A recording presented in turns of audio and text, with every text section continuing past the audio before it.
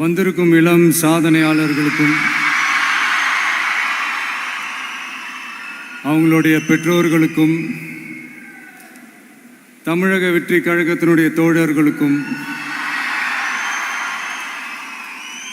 என் நெஞ்சில் குடியிருக்கும் நண்பா நண்பிகள் உங்கள் அனைவருக்கும் மீண்டும் என்னுடைய பணிவான வணக்கங்கள். நான் இன்றைக்கி எதுவும் பேச வேணான்னு தான் நினச்சேன். பட் ஒரு முக்கியமான ஒரு விஷயத்தை பற்றி இன்றைக்கி நான் பேசலைன்னா அது அவ்வளோ கரெக்டாக இருக்காதுன்னு எனக்கு தோணுச்சு. அதான் அது என்னவா இருக்குன்றது நீங்களே கெஸ் பண்ணியிருப்பீங்க. எஸ், நீட்டை பற்றி தான்.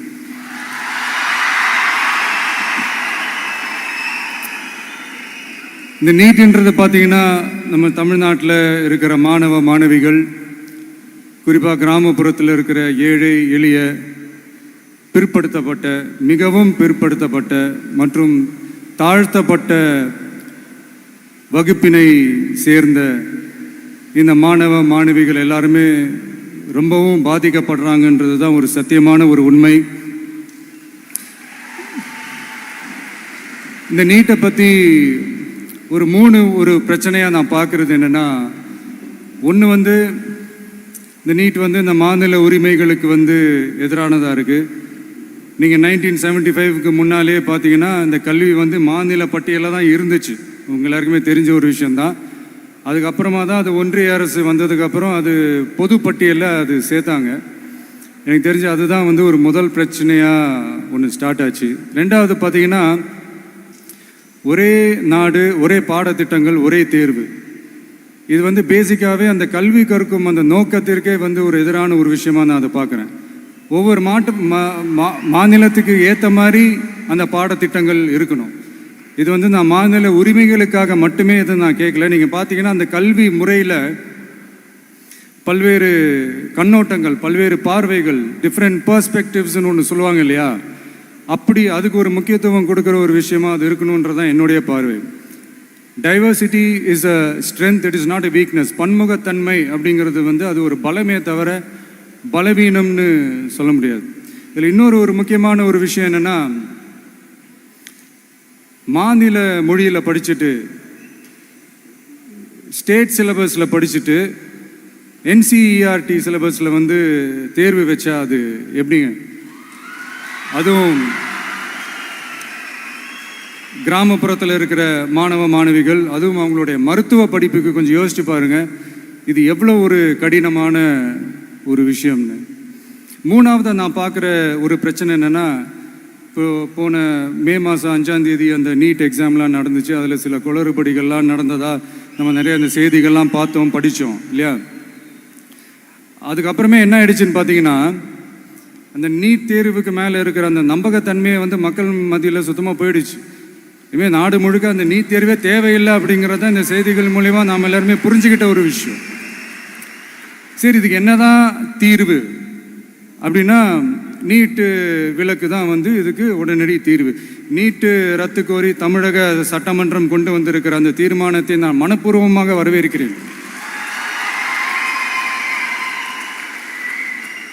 இதுக்கு அந்த ஒன்றிய அரசு அந்த காலதாமதம்லாம் எதுவும் செய்யாமல் தமிழ்நாட்டு மக்கள் அவங்களுடைய உணர்வுகளுக்கு மதிப்பு கொடுத்து இதை சீக்கிரமாகவே இதை சால்வ் பண்ணணும் அப்படின்றதான் இங்கே நான் கேட்டுக்கிறேன். சரி, ஓகே, இதுக்கு நிரந்தர தீர்வு தான் என்ன அப்படின்னா, அந்த கல்வி பொது பட்டியலேருந்து மாநில பட்டியலுக்கு கொண்டு வரணும். ஒருவேளை அதில் ஏதாவது சிக்கல்கள் இருக்குது அப்படின்னா ஒரு இடைக்கால தீர்வாக இந்த இந்திய அரசியலமைப்பு சட்டத்தை திருத்தி ஒரு ஸ்பெஷல் கன்கரண்ட் லிஸ்ட், சிறப்பு பொது பட்டியல் அப்படின்னு ஒன்று உருவாக்கி அதில் கல்வி மற்றும் சுகாதாரத்தை அதில் சேர்க்கணும்.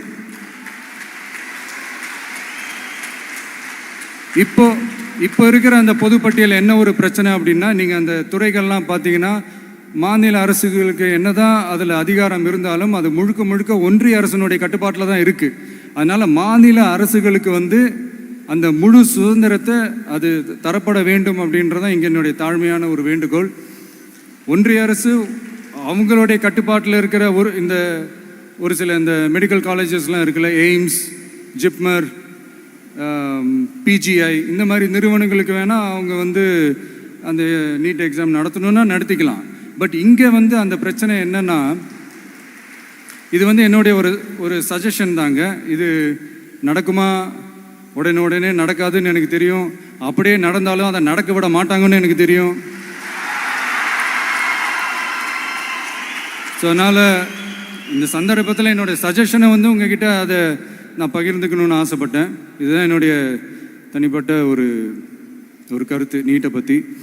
ஸோ மற்றபடி வேறு ஒன்றும் இல்லை. வந்திருக்கிற என்னுடைய friends, learning is fun, education is celebration.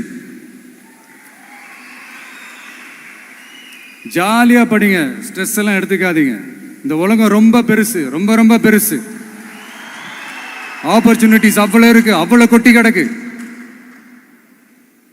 அதனால் ஏதாவது 1-2 மிஸ் பண்ணாலும் எதுவும் ஃபீல் பண்ணிடாதீங்க. அப்படின்னா கடவுள் வந்து இன்னொரு ஒரு பெரிய ஆப்பர்ச்சுனிட்டி உங்களுக்காக வச்சுட்டு காத்துக்கிட்டு இருக்கிறாருன்னு அர்த்தம். அது என்னன்னு தேடி கண்டுபிடிங்க. கான்ஃபிடென்ட்டா இருங்க, நல்லதே நடக்கும். வெற்றி நிச்சயம், வெற்றி நிச்சயம். மீண்டும் சந்திக்கும் வரை நன்றி, வணக்கம்.